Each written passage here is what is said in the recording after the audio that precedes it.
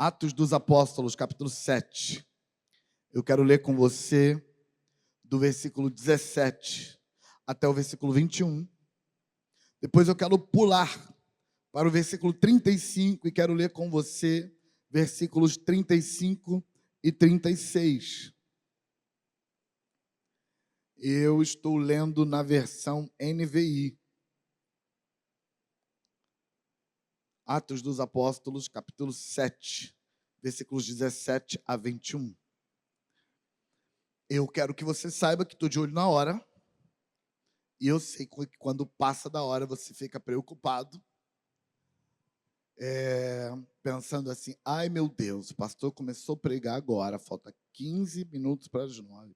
Que horas que ele vai terminar, pelo amor de Deus? Então, fica tranquilo, viu? Eu estou de olho na hora, não vai passar muito, só um pouquinho, mas hoje é cedo, Senhor, não é um festão desse, não, passar um pouquinho não tem problema, só um pouquinho, não é muito, porque hoje eu vou pregar pouco. Atos dos Apóstolos, capítulo 7, versículos 17 a 21, versículo 35 e 36, olha o texto. Ao se aproximar o tempo em que Deus cumpriria a sua promessa a Abraão, aumentou muito o número do nosso povo no Egito. Onde? Aumentou muito o número do nosso povo no Egito. Onde? No Egito. Versículo 18. Então outro rei, que nada sabia a respeito de José, passou a governar o Egito. Ele agiu traiçoeiramente para com o nosso povo e oprimiu os nossos antepassados, obrigando-os a abandonar os seus recém-nascidos para que não sobrevivessem. Naquele tempo, nasceu Moisés, que era um menino extraordinário. Por 3 meses, ele foi criado na casa de seu pai. Quando foi abandonado, a filha do faraó o tomou e o criou como seu próprio filho. Moisés foi educado em toda sabedoria dos egípcios e veio a ser poderoso em palavras e obras. Pula para o versículo 35 agora. Este é o mesmo Moisés que tinham rejeitado com essas palavras. Quem o nomeou líder e juiz? Ele foi enviado pelo próprio Deus para ser líder e libertador deles, por meio do anjo que lhe tinha aparecido na sarça. Ele os tirou de lá, fazendo maravilhas e sinais no Egito, no Mar Vermelho e no deserto durante 40 anos. Ao se aproximar, diz o versículo 17, o tempo em que Deus cumpriria sua promessa a Abraão, aumentou muito o nosso povo no Egito. Deus fez muitas promessas a Abraão, mas ao que tudo indica no texto, Estevão está se referindo a uma promessa específica em que Deus disse para Abraão que dali, no momento de Abraão, até 400 anos depois, o povo iria voltar como uma grande nação para ocupar a Palestina. A maioria de nós, quando lemos o texto no sermão de Estevão, entende que é disso que está falando. E provavelmente é. Mas eu queria pensar numa outra promessa com você. E antes de pensar nessa outra promessa, me deixe te dizer o que está acontecendo nesse texto de Atos 7. Estevão foi preso porque era um pregador da palavra de Deus e agora ele está sendo julgado pelo Sinédrio e Estevão vai ser apedrejado nesse capítulo 7 de Atos dos Apóstolos e ele vai ser apedrejado por causa da sua fé no reino de Deus. E esse texto que eu acabo de ler é parte do sermão que Estevão está pregando, não para evangelizar, ele está pregando dentro do julgamento. Ele está sendo julgado pelo Sinédrio e o Sinédrio deu a palavra a ele. Na palavra de Estevão, ele está explicando o que acontece com o povo de Israel. O fato de ser Estevão que está falando é importante para nós, porque Estevão é alguém que sabe para o que foi chamado. Estevão é alguém que sabe que se eu sei para o que eu fui chamado, então vale a pena morrer por isso. Deixa eu te contar uma coisa. As pessoas que não têm uma razão pela qual morrer são pessoas extremamente infelizes. Por quê? Porque as pessoas que não têm uma razão pela qual morrer, elas vivem, como disse Paulo aos Filipenses, para o seu próprio ventre. Elas vivem para conseguir um pouco mais de prazer, um pouco mais de poder, um pouco mais de controle, um pouco mais de conforto. E viver para isso é ser escravo do próprio prazer, não tem alegria de verdade. As pessoas que têm uma missão na vida, elas vivem melhor. E elas vivem melhor justamente porque os prazeres da vida não as controlam. Os especialistas no sistema nervoso humano já perceberam que o cérebro humano não dá conta de prazer demais. Então, quando você tem prazer demais para dar para o cérebro, ele vai diminuindo a sua absorção de prazer, de tal forma que seja lá o que for que te dá prazer, você vai aumentar a quantidade e vai ter cada vez menos prazer com mais produção. E o natural é que esse indivíduo que vive para o prazer, seja lá o que for que dá prazer para ele, ele se torna alguém insaciável e ele vai cada vez mais em busca desse prazer até ter uma overdose. Mas quem tem uma razão para morrer, quem vive no mundo por uma razão, ele não vive para o prazer. Ele tem prazer quando dá. Ele tem uma razão e ele vive na luta, ele vive na guerra. Mas quando sobra um tempinho para ter prazer, para ter alegria, ele tem de verdade. E aí o cérebro não sabe que vai ter prazer o tempo todo. Então, quando tem, o cérebro absorve. Essas pessoas têm uma habilidade de ser feliz com muito pouco, de viver melhor, de viver bem, mesmo não tendo muito, eles vivem com alegria. Por quê? Porque eles têm uma razão para viver. Esse homem, Estevão, é alguém que tem uma razão para morrer, e ele tem uma razão para morrer tão clara que no capítulo 7 do livro de Atos dos Apóstolos, ele morre. Ele foi apedrejado. E enquanto ele era apedrejado, ele não lamuriava, ele não se sentiu coitadinho, ele não se sentia vítima, pelo contrário.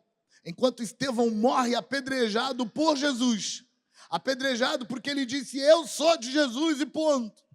Enquanto ele morre feliz, ele morre alegre, ele morre contente, se sentindo privilegiado, se sentindo honrado pela alegria de poder morrer por Jesus.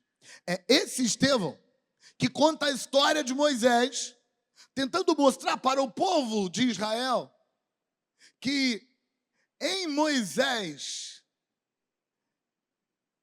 eles descobrem que estavam perdidos.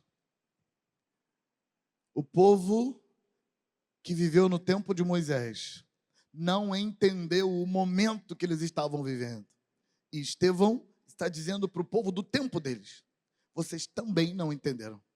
Quando Moisés veio, o povo que vivia lá no tempo de Moisés estavam tão envolvidos com o Egito, estavam tão envolvidos com o momento da sua história, estavam tão ocupados em tentar conseguir um pouco mais de alegria para a vida, um pouco mais de prazer para a vida, um pouco mais de conforto para a vida, um pouco mais de segurança para a vida, um pouco mais de controle para a vida. O povo do Egito estava tão envolvido que eles não perceberam que eles eram um povo especial e que eles tinham uma razão para existir e que a razão para existir estava se cumprindo.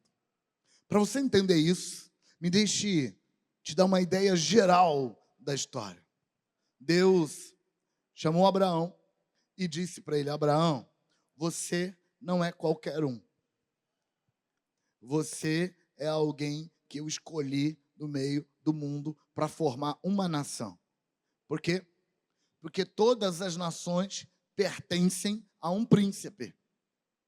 Cada nação é propriedade de um principado ou potestade. Paulo fala disso, escrevendo aos Efésios, no capítulo 6, quando ele diz que a nossa luta é contra principados, potestades, governadores do mundo das trevas e contra os exércitos espirituais da maldade desses príncipes. Deus está dizendo para Abraão, Abraão, as nações pertencem aos príncipes, mas a nação de Israel que eu vou construir a partir de você pertence a mim. Eu tenho um povo no mundo que começa em você, e esse povo vai abençoar todas as famílias da terra. Começa em Abraão a promessa de que Deus vai ter um povo no mundo. Então veio Isaac, depois de Abraão, Isaac, Jacó, José e os 12 patriarcas, filhos de José. E é através de José que eles vão para o Egito. E eles vão para o Egito sob a desculpa de que eles não têm comida e tem comida no Egito. E a interpretação linear das coisas é de que o Egito salva Israel da fome. Mas a verdade é que Israel salva o Egito da fome. Para você entender isso, você precisa entender um episódio que acontece muito tempo depois, alguns séculos depois, onde o profeta Elias foi enviado por Deus para ser sustentado por uma viúva. Deus disse: Elias estava junto ao ribeiro de Querite, tinha água correndo do ribeiro, ele bebia água pura ali, e Elias comia pão e carne todo dia que os pássaros traziam para ele. Tipo assim, um hamburgão assim, 2 pão e 3 bifes no meio, carregado, né? Agora acabou o jejum de Daniel, a gente já pode falar nisso, né? Todo dia Elias comia e bebia ali. E aí um dia Deus falou assim: Elias, deixa eu secar o ribeiro, porque eu quero te mandar para outro lugar. Você vai para a região de Sarepta, porque tem uma viúva lá, e eu ordenei a viúva que te sustente. Quando Elias chegou lá, a viúva tinha um pouquinho de farinha e um pouquinho de azeite. E aí Elias disse para a viúva: assim diz o Senhor, se você fizer um bolo dessa farofa aí, dessa farinha aí, primeiro para mim, e fizer para você e para o seu filho com o que sobrar da farinha, não vai acabar a farinha da panela, nem o azeite da botija, até que a sua terra produza de novo. Por que a mulher acreditou? Porque era Elias que estava falando. Ela sabia quem era aquele homem. Não era qualquer um. Então, isso não é desculpa para você cair nas garras de charlatões que saem por aí conversando fiado. Não foi qualquer um que chegou na casa da mulher, não. Foi o profeta Elias. E, gente, todo mundo conhecia o profeta Elias. Ninguém tinha coragem de dizer assim: Elias está passando a perna em ninguém, porque Elias não era disso. A mulher fez o bolo para Elias. Elias comeu o bolo. E no dia seguinte, naquele dia, ela foi botar a farinha para fazer o bolo. A farinha não parava de cair. Ela fez um bolo enorme para ela e para o filho. No dia seguinte, tinha farinha e tinha azeite. E no dia seguinte, e no dia seguinte, e durante 3 anos e meio, aquela mulher tinha comida em casa. Claro, você pode pensar assim: a viúva sustentou o profeta. Mas a verdade não é essa. A verdade é que o profeta sustentou a viúva, indo para a casa dela. Ele levou para a casa dela a desculpa perfeita para Deus fazer um milagre. O milagre não era por causa da viúva, porque a viúva era de Sarepta. No Novo Testamento, Jesus está falando daquele episódio, e Jesus diz assim: haviam muitas viúvas em Israel no tempo do profeta Elias. Elias podia ter ido levar a bênção para a casa de qualquer viúva de Israel, mas ele não foi. Ele foi para a casa de uma viúva estrangeira de Sarepta. O que Jesus queria dizer com isso? A viúva de Sarepta não era filha de Israel e, portanto, ela não tinha direito àquela bênção. Mas Elias tinha. E quando Elias chega na casa dela, Deus, entre aspas, tem que mandar comida para sustentar Elias. Mas o que Deus queria não era sustentar Elias, era sustentar a viúva, porque ela não era israelita, ela não era judia, mas tinha fé. E o profeta vai para a casa dela, porque Deus quer sustentar ela, mas não tem legalidade para sustentar, então sustenta a viúva, cuidando de Elias. A comida que está entrando é para Elias. E com isso, Deus libera a bênção na casa da viúva. Entendido isso, a gente volta para o Egito e a gente percebe que José foi levado ao Egito para salvar o Egito e os povos que dependiam do Egito de fome. Foi José, um judeu, filho de Abraão, que interpretou o sonho do faraó e entendeu que viriam 7 anos de bonança e 7 anos de escassez. E que os 7 anos de escassez mataria o povo de fome. Foi José que, entendendo que haveriam 7 anos de abundância, decidiu guardar 20% todo ano para sustentar o povo nos 7 anos de escassez. E quando o povo de Israel vai para o Egito, sendo levado por José, o que todo mundo entende é: José está indo para o Egito e ele está salvando o povo dele, porque o povo é dele, ele tem que dar comida para o povo dele. Mas a verdade é que Deus está levando Israel para o Egito, porque ele tem um plano para Israel no Egito. O Egito precisava da intervenção de Israel. E aqui, a promessa da qual Estevão fala pode ser a outra promessa: em ti serão abençoadas todas as famílias da terra. O Egito, a partir desse momento na história, ele cresce e se torna uma potência mundial.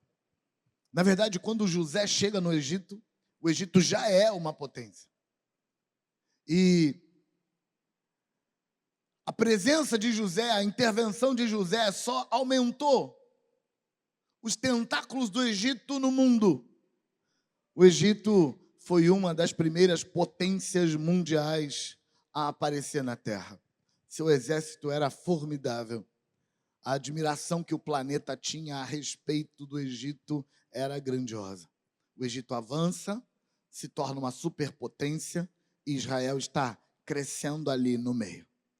Israel não fazia parte da sociedade egípcia, porque os egípcios eram meio racistas, e quando Israel vai para lá, eles colocam Israel segregado num bairro à parte, na terra de Gozém. E o povo judeu cresce dentro do Egito, mas cresce sem se misturar, sem fazer parte da sociedade. Eles crescem como um povo à parte. O texto diz que surgiu um faraó que não conhecia José. E esse faraó, que não conhecia José, provavelmente é um faraó de uma nova dinastia.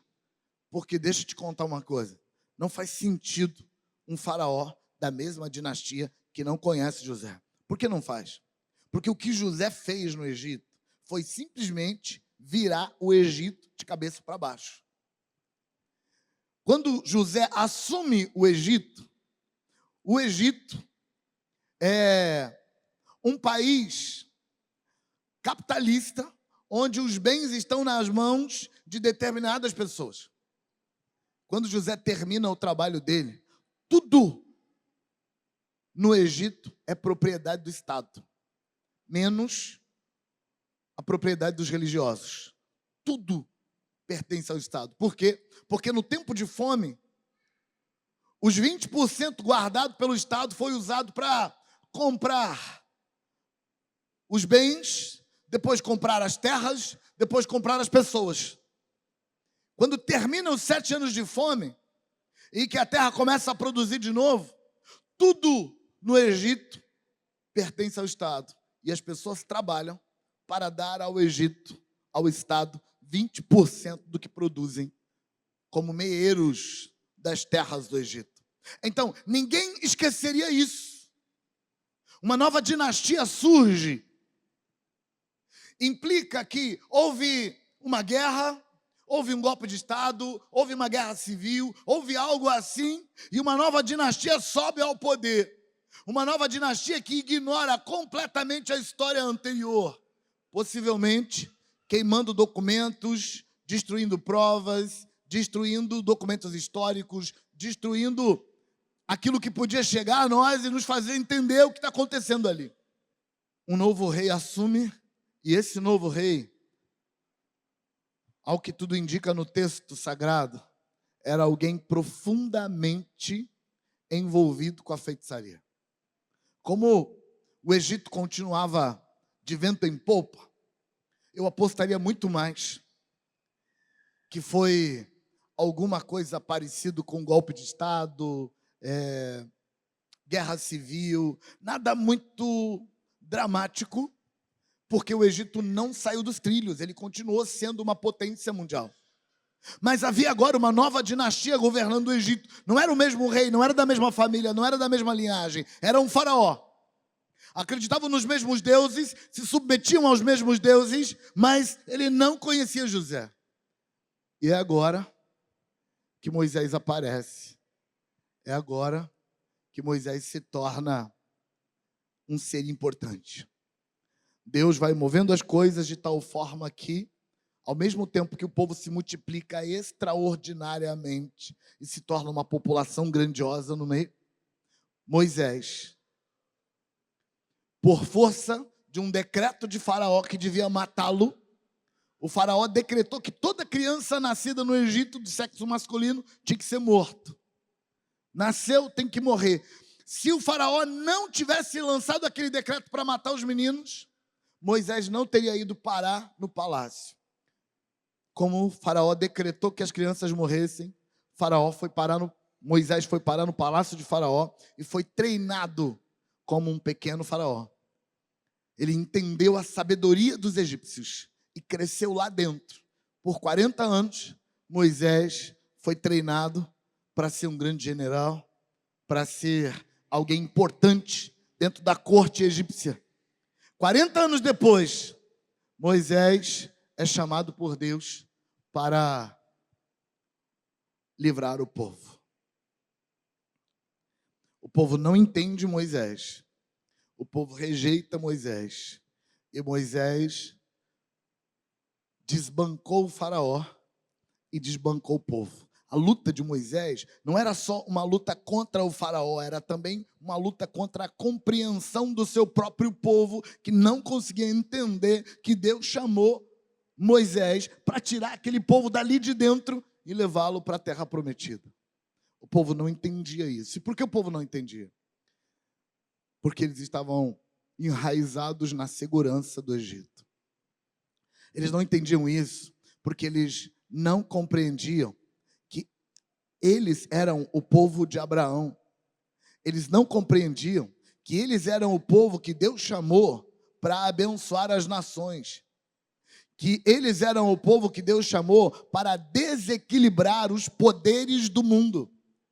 Eles não entendiam que eles eram o povo que Deus chamou para ser sal da terra e luz do mundo. Como eles não compreendiam isso, quando Moisés se levantam, eles, em vez de apoiar Moisés, eles brigavam entre si e arrumavam confusão. Apesar disso, Moisés, por causa do poder de Deus, convence o povo e convence o faraó e os tira do Egito. Mas essa não foi a coisa mais importante que aconteceu. Ou pelo menos não é para isso que eu quero chamar a sua atenção. Eu quero chamar a sua atenção para um fato. Quando Israel sai do Egito, eles desestruturaram o Egito. O governo do Egito perdeu a força. Por quê? Porque Quando eles saíram do Egito, não tinha mais primogênito para suceder o faraó. Quando eles saíram do Egito, não tinha mais exércitos para dar continuidade nas conquistas egípcias. Quando eles saíram do Egito, eles desequilibraram o Egito financeiramente, porque quando eles saem do Egito, Deus deu uma ordem para eles. Antes de saírem do Egito, cada um vai pedir um presente para o seu vizinho, para o seu amigo, para o seu conhecido. E está escrito que eles saquearam o Egito pedindo presente. Não obrigaram ninguém, não fizeram chantagem emocional, não acusaram de nada, nada. Só chegaram para o vizinho e falaram assim: vizinho, estou indo embora, você pode me dar um presente? As riquezas do Egito saíram com Israel, doado tranquilamente. O Egito agora não tem exército. Por quê? Porque o exército do Egito morreu afogado no Mar Vermelho. Isso não é mérito de Israel, é mérito do faraó. O faraó ficou tão irado com Israel, que quando ele soube que Israel estava ali, no Mar Vermelho, o Mar de Juncos, num lugar propício para ser cercado, o faraó disse: o Deus deles o abandonou, não vamos pegar ele. E o faraó deu uma ordem desnecessária: manda o exército todo para lá. Carros, cavalos, cavaleiros, soldados, generais, manda tudo que a gente tem. Gente, aquele não era um povo guerreiro. Não precisava mandar o exército egípcio inteiro para destruir Israel, mas o rei mandou. Resultado, todo o exército egípcio morreu afogado. Israel avança para o outro lado e deixa Israel desestruturado. E eu quero chamar sua atenção para isso. Por quê? Porque Israel é o sal da terra e a luz do mundo do Velho Testamento. Israel estava pensando assim: Deus nos escolheu para a gente ser uma nação bonitinha que vive bem. E Deus estava pensando assim: eu escolhi Israel para ser uma nação que faz intervenção no mundo. Eu escolhi Israel para não deixar o mundo apodrecer, para não deixar as trevas tomar conta. Israel foi escolhida para isso. Deus tem uma razão para levar Israel para o Egito. Israel tem outra razão para estar no Egito. Israel acha que está no Egito para matar sua fome. Israel acha que está no Egito para ser protegida debaixo das asas do faraó. Israel acha que está no Egito porque era o crescente fértil, o lugar onde mais produzia alimento na região. Israel acha que está no Egito porque está debaixo das asas do exército mais poderoso do mundo. E por isso, Deus o levou para lá, porque Deus quer garantir que suas necessidades, que sua segurança, que seu bem-estar sejam protegidos debaixo das asas do faraó. Mas sabe qual é a verdade? Deus levou Israel para lá, número 1, para não deixar o Egito morrer de fome. Deus levou Israel para lá, número 2, para quando a feitiçaria tomasse conta do Egito, Deus arrancasse da mão dos feiticeiros suas ferramentas de poder. O Egito, nesse momento da história, quando Israel sai de lá, desbancando a feitiçaria que havia lá, o Egito tinha desenvolvido ferramentas de feitiçaria tão poderosas, tão grandiosas, que quando Moisés lança o seu cajado, e o seu cajado se transforma numa cobra, a gente entende que o nosso Deus todo-poderoso, grandioso, excelso, o nosso Deus transcendente, ele transforma cajado em cobra, cajado em pedra, cajado em diamante, cajado do que ele quiser. Mas isso não é de admirar, não admira isso. Está tranquilo, Deus faz cajado virar cobra. O que é de admirar é que os feiticeiros do faraó, cada um tinha um cajado. E eles também jogaram seus cajados no chão. E seus cajados também viraram cobra. Isso, gente, é feitiçaria de um nível que só os magos de altas hierarquias conseguem fazer. O Egito era nível hard de feitiçaria nesse momento da história. E sabe o que os feiticeiros mais poderosos da história sonham? Dominar o mundo e abrir os portais para que o inferno entre no mundo. Desde sempre. Feiticeiros de alto nível têm uma missão das trevas. O que Israel está fazendo lá? Israel estava lá para aquela hora, para aquele momento. Quando Deus disse para Abraão: Abraão, daqui a 400 anos eu vou te tirar de lá daquela terra e vou te levar. O que estava oculto ao coração de Abraão e ao coração de todo o povo de Israel? Não é seu plano que eu estou cumprindo. É meu plano que eu estou cumprindo em você. Sabe, Israel entrou no Egito, achando que estava indo lá por causa das carências dele. Israel saiu do Egito, achando que estava saindo de lá por causa das carências dele. Mas Deus tinha carências, Deus tinha planos acima dos planos de Israel. O Egito não resolveu o que ele ia resolver naquele momento da história, porque Israel estava lá dentro. Assim como, quando a Babilônia se tornou um império mundial, adivinha quem foi para a Babilônia? Israel. Quando a Medopérsia se tornou uma grande potência mundial, quem estava lá dentro da Medopérsia? Israel. Quando a Grécia se tornou uma potência mundial, quem estava lá? Enfrentando os conflitos com os reis do norte e do sul? Israel. Israel saiu de cena e entrou a igreja. E aí veio o grande Império Romano. E quem estava lá infiltrado no Império Romano? A Igreja de Jesus. Vocês são o sal da terra, vocês são a luz do mundo, significa que Deus tem um plano para você que vai muito, muito, muito além dos seus planos.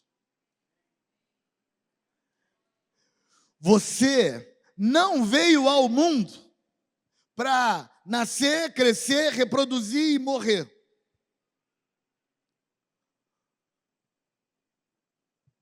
Você veio ao mundo porque Deus tem um plano para você. E o plano que Deus tem para você, de alguma forma, está ligado à fala de Jesus. Vocês são o sal da terra. Vocês são a luz do mundo. O sal significa que o mundo está apodrecendo ao seu redor. Eu não sei se você nota, mas tem uma podridão recente crescendo no planeta todo. E sabe por que ele não toma conta? Porque nós estamos aqui. Eu não sei se você está notando, tem uma escuridão, tem umas trevas enraizando e criando uma verdadeira floresta de trevas no planeta. E sabe por que ela não toma conta? Porque nós estamos aqui.